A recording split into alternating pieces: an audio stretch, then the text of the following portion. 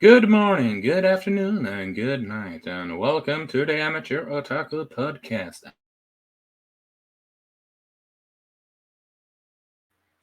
Punster-filled episode is my good friend and co-creator, Brandon Alvarado. How's it going, buddy? Hey, so excited to talk about Doron Dororon some more. These last two chapters were awesome. We lost you a little bit at the beginning, like your mic kind of went out, so you might want to check the mic real quick. Do you hear me But now? no, we hear you perfect. But like you said, we're here back at the Amateur Talk podcast to talk manga, and none of the manga, the Doron Dororon, which is this awesome book by GEN OSUKA. Every time we cover it, I love it even more. So I'm excited. Yeah, I'm excited too. It's become one of my current favorites. Yeah, yeah. That says, and this is a chapter that I wonder, chapter 14. No, sorry. Chapter 14 is sort of like a homage to Dragon Ball Z. In the first, or should I say, no, is it the third tournament you see in the Dragon Ball where Goku is coming back from the dead during the Majin Buu saga? I think so. I think so. Maybe. I Because don't I know think Dragon Ball that much. because in that in the beginning of the tournament for the Majin Buu saga, they have a power level scale just to check people's strength and what do you do when you want to see Kusanagi and Dora's possibility on the field, checking their power meter. Yep. And what a way of checking it. Yeah, you had a panel for that just to show off, and I love the whole. I was the one that showed it off. Yeah, because you have the whole. It's like a big base. It reminds you of the teleporters from Star Trek, and apparently, Design-wise, yeah, I agree. yeah, and it kind of judges your power level or how much supernatural energy you have, and you can exert in an attack. And it's funny because, of course, we got Captain Uji, which is craving for attention, and suddenly Toda, this loudmouth, awesome, kind-hearted rival of Dora, just comes out of nowhere and does an attack, showing off. And then Uji's like all disappointed, like, I was going to. This is what I mean with the characters just being so quirky and off-ball, Yeah. and the whole him being annoyed with Toma later on in the after he demonstrated the whole. Hey, Toma, this isn't the game. Quit goofing around and just. It just stuff like this just makes me chuckle. Yeah. Yeah. And of course, they are breaking the quote unquote power scale, the power scaler. Yes, it has to break. Of course. Which also begs the question with how powerful they. I think I said it in another episode. With how powerful they get together with the supernatural energy the door Kusanagi is giving him. I wonder what's the origin with Kusanagi, because he's clearly not an ordinary Mononoke, and I'm not speaking just in a I want to protect people way. In a power level way. Yeah. Yeah. And it's also I like how power scaling is a big concern for the author, because it makes you think, like, so many animes power scaling just goes overboard or just gets lost, right? Because it just gets out of control very quickly. I like that he's paying very close attention to it and kind of like making it a big deal as a story device, so that whenever we see big developments from the enemy side and the hero side, um, we can kind of follow as opposed to being lost of how did we get to this power level point, right?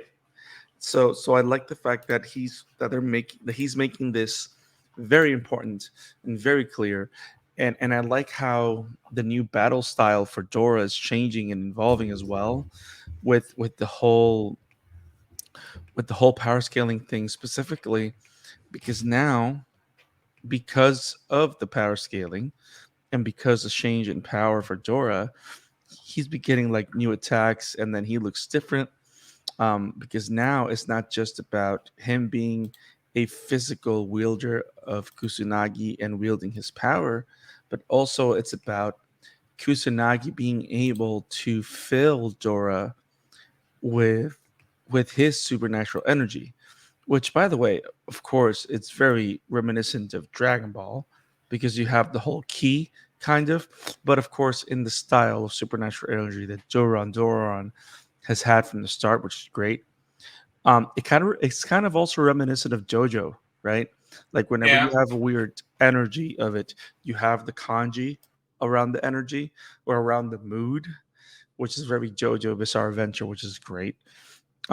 But you see that now because of how powerful he's become, he ends up, of course, breaking it because he's too strong, like ridiculously strong, which makes you think that now that because they're so much more in sync, they have become that much more stronger, which is great because it's like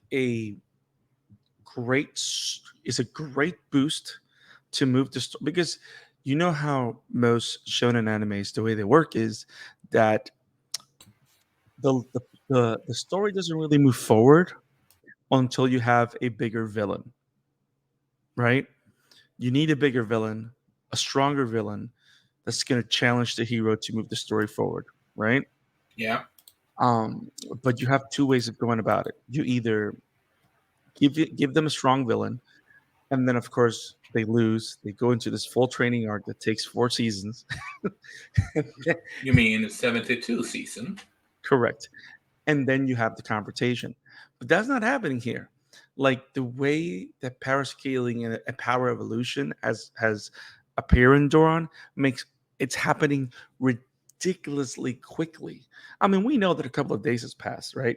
But it's happening ridiculously very quick, but it also makes sense.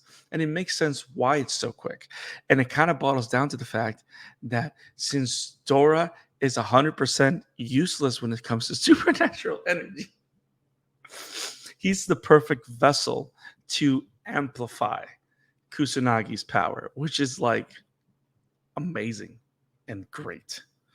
And I like how we start the chapter going through all that. But I think that the most interesting thing, in my opinion, it's not just the power scaling thing and like the demonstration and kind of letting you know that Toda and Jorah are under the same team with Uji, right? The biggest thing is the fact that we go now to the villain side for the first time. We've never seen the villains before.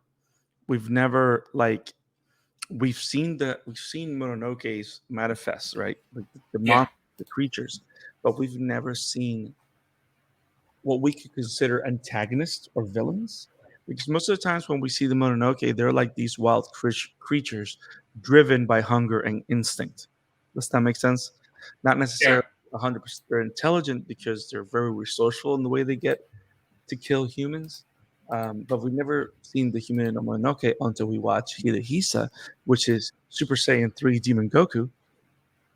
Um, and it's funny now that we go to the villain's side for the first time, and we get to see not only Hidehisa, but Tameimon, which looks like a demon version of Engine Honda from Street Fighter.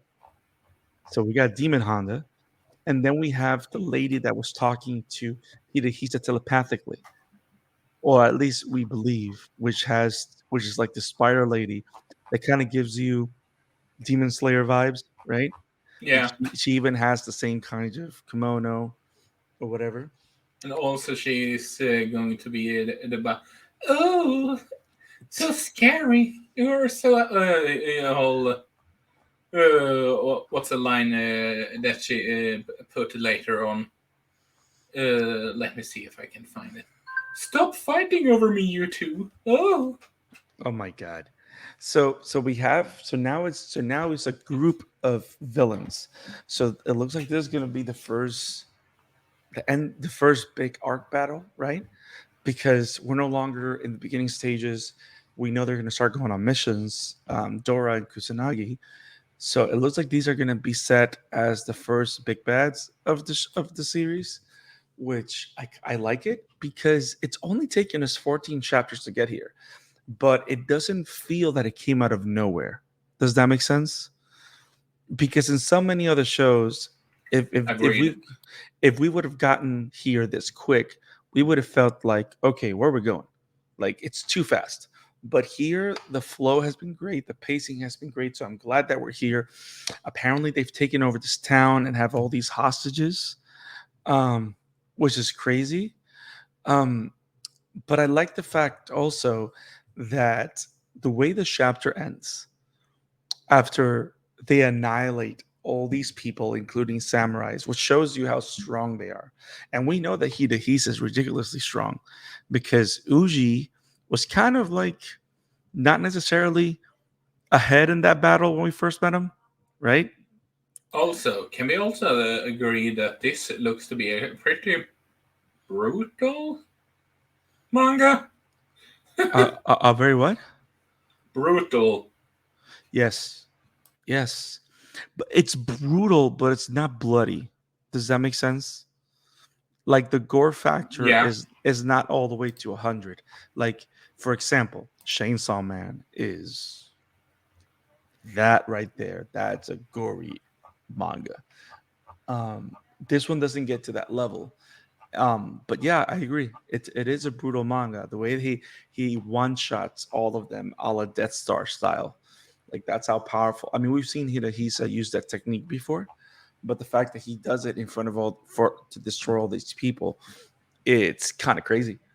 Um, but the craziest revelation that we get is that in the final panel of the chapter is we get introduced to one last humanoid Mononoke, and it's not just what he does is what she does is what she says is that apparently she's the mastermind because she's the one that's trying to the one with the white hair.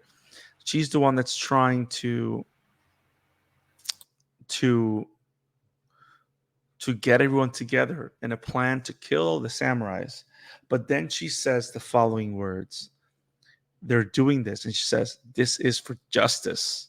So please follow orders, which adds a sense of mystery because like wait a minute, what do you mean justice?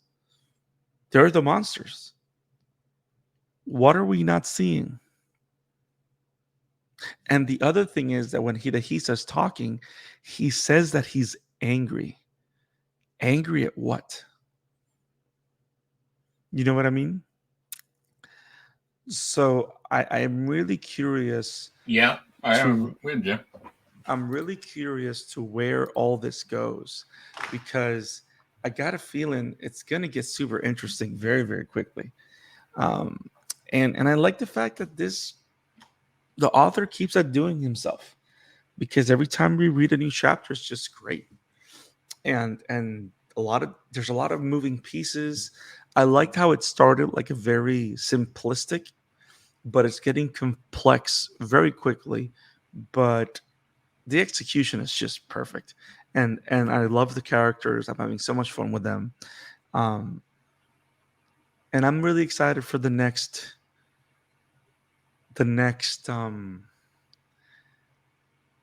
the next group of villains that make me fall in love with them. Does that make sense? Yeah. Because you can never get enough of them, right? You can never get enough of a good villain. And I keep saying Hidehisa just gives me so much Grimjow vibes. Like that character has so much potential. So I can't wait to see more of him. But now going over to chapter 15, shall we? Yeah. Yeah. Which is them being assigned to their first mission. Mm-hmm. Mm-hmm. And there is, just like previous samurais, we obviously have even more goofballs. We have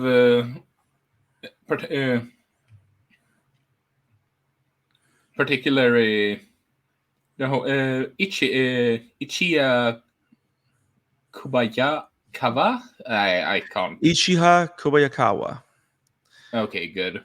Yes. Which So we have which a Sasageo moment though. You see that guy with we devote our hearts. yeah, it's probably a parody of slash homage to that one. I mean, Yes. you can do homage slash parodies of the stuff also. That's not nothing bad. True. True. But I do wonder if, and I hate saying this,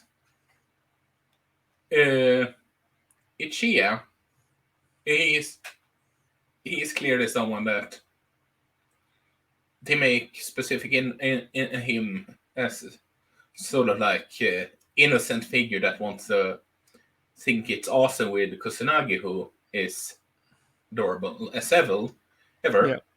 Yeah.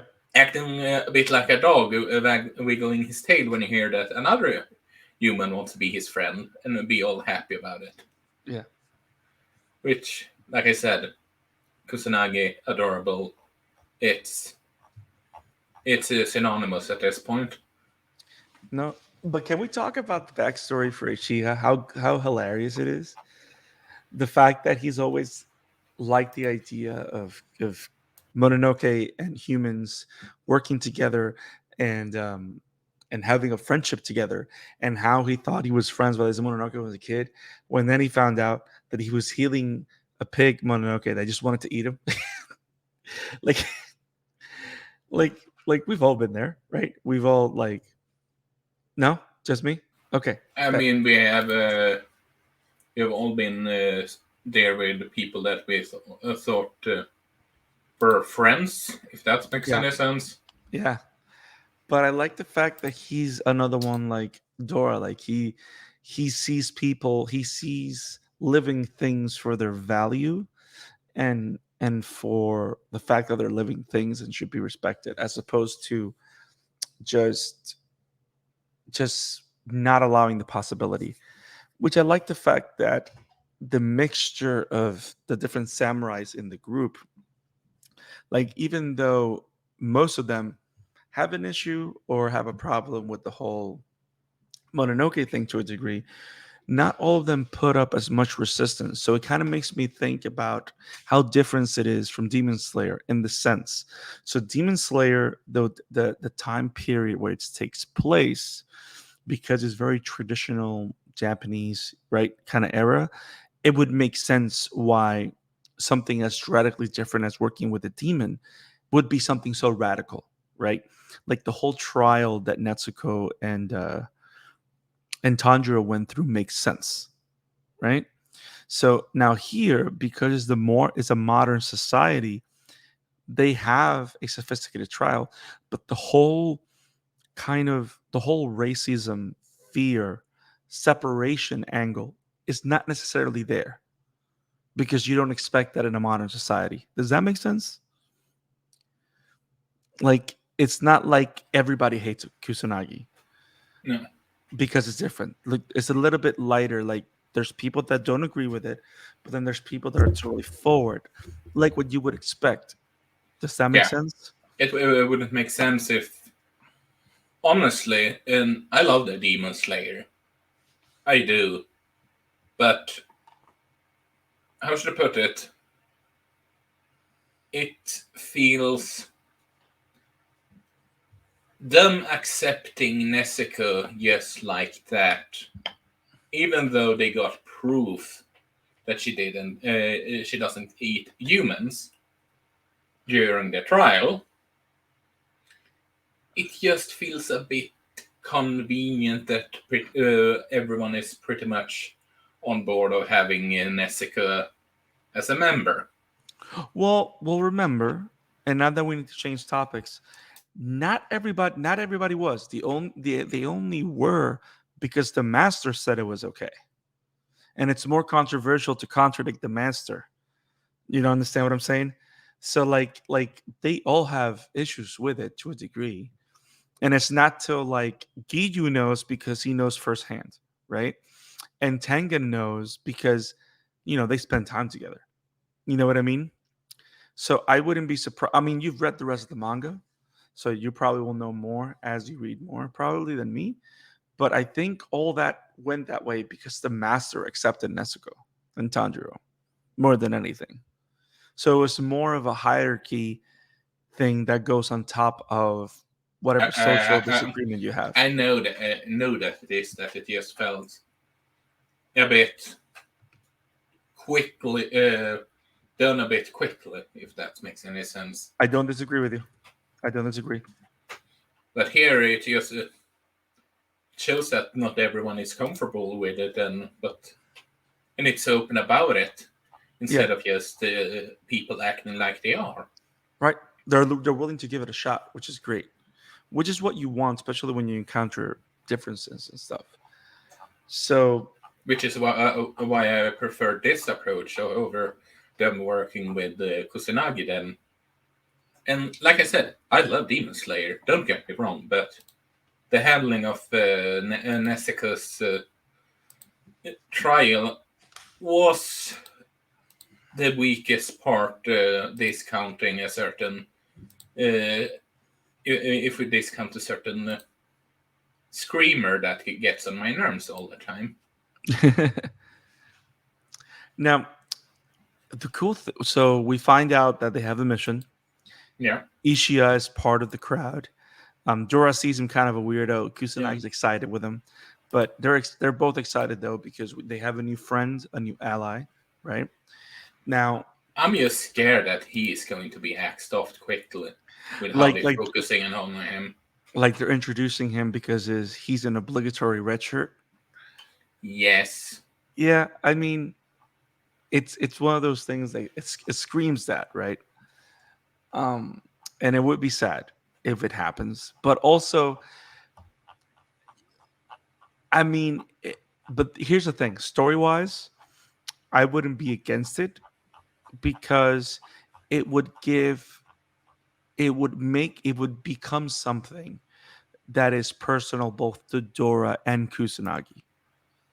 You know what I mean? But isn't it just personal to stop Mononoke's already? Yes, but not that personal. You understand? Yeah. Like they're together with the idea of stopping evil, right? The whole thing with Ganya Hanyuk, which is the Mononoke that killed Dora's mom, that was personal for Dora, not for Kusanagi. So if Ishiha were to die, it would be a personal stake in their battle against Hidehisa. You know what I mean? Yeah, fair point. So if they go that route, I wouldn't be surprised. I don't want it to happen, but that would make sense because of the way I think it will drive the conversation. So, I mean, if there is 4 characters that I believe will survive, at least for a good while, we don't know how this manga will end, so to speak, is, well, first of all, Dora, obviously, Kusanagi, and our little I need give me attention, and Miss I want money. and I think Toda is pretty solid right now too. I think the fact that he's linked to Dora's past kind of gives him a plot armor. You know? Yeah. So, but again, the mangaka Osuka has been surprising us with every chapter. So I mean, anything can happen. So I believe cross our fingers. Genshi Uji Dora Kusanagi and Toa is the only one that feels, at least for now, kind of safe. Yep. If Now, no, I agree with you. They sound like the safest bet. They definitely do. Now, to start wrapping up the chapter, so we know for a fact that they get the mission that they get, this Uji's squad, is to find out why these samurais are disappearing to the village that they've been sent, which is, of course, the village where all the humanoid Mononokes are, of course, because, plot convenience, right? yeah. But they find that the village is destroyed, and they find that the center of the village is surrounded by this webbing, Demon Slayer, and Tame I appears. wouldn't say that it's exactly like Demon Slayer. No, but think about it: webs, it's a forest, it's a spider lady. I mean, I mean, I mean, she's hotter than the Spider Lady in Demon Slayer. okay. See, now you need to stop. You need to stop. So they all encounter her, and her supernatural energy, like they've seen in all humanoid Mononokes, is off the charts. And I like the fact that we're following samurais. We're following Ishia and the other samurais that are with him, and it gets pretty bad real quick because they encounter Tame. They start fighting her, and then we have E.G. Honda from Street Fighter show up, and it gets real bad real quick. Which, by the way, it's super intense, because he is just a force, and it is just crazy, like how powerful this guy is, and it's just scary, and it's awesome, and I like the fact that he just looks like a beast, and he's like taking all the samurais down. He is ridiculously strong. And of course, the chapter ends with Dora coming to the rescue, Dora and Kusanagi. And of course, like we said, they're here to save Ishia, which. So now we have the great setup, right? Because we introduce this character that hopefully is not a red shirt. And we have one of the new Humanoid Mononokes, which I like the fact that they're not fighting Hidehisa head on, because we've already seen how powerful he is. So I like the fact that we're seeing the others. Does that make sense? Yeah. So we can kind of we got a little bit of Tame's spider powers, like with all the different webbings. So now we have the other one, which looks great. And of course, Dora and Kusanagi are tasked with saving Ishia. And that's a great cliffhanger for the next two chapters, which I know you and I have read them, and they're amazing. I agree. So I can't wait to talk more, Doron, later. But guys, the fire rises. I know it's Batman. I'm sorry. But things are getting intense in Doron Dororon. This mission looks great. I can't wait to talk about it in the next review that we do. But we want to know, what do you guys think? Are you guys reading Doron with us? Have you been enjoying it so far? What are your favorite characters? What are your favorite chapters? Do you have a favorite panel? Show us, because we're loving the hell out of it, and we can't wait to talk more. I agree. So how about we wrap up, man? Let's go home. I think, where can people find you, buddy? They can find me at the Scarlet Fan 52 on Twitter, the Scarlet Fan 52 on Instagram, and the Scarlet Fan 52 on TikTok, even though I have no idea what the hell I'm doing there. Yeah, and you can find my work at Wobum Entertainment, and you can find me over at Emblemaniac on Twitter, and you can find the pod over at the Amateur Otaku Pod. And if you don't like the if you want to listen on the podcast channel, we basically are everywhere besides Podbean. Am I right? Yeah, the Amateur Otaku podcast is available on Spotify, Google Podcasts, Apple Podcasts, Radio Public, wherever podcasts are found. You can definitely find the Amateur Otaku Pod, and you can find us on YouTube. So make sure you click on the bell for you subscribe to our YouTube channel, click on that like button, and click on the bell for notifications so you do not miss any reviews. My Hero Academia, Nishijo Ordinary Life, JoJo's Bizarre Adventure. We cover multiple animes and mangas in this channel. And stay pumped because just like we're covering My Hero Vigilantes, My Hero Academia, and Doron, we're going to start covering Kaiju number 8. So there's a lot of great content coming. Stay tuned. You don't want to miss it. Click on the bell for notifications. And we will see you next time. Peace. Have it awesome.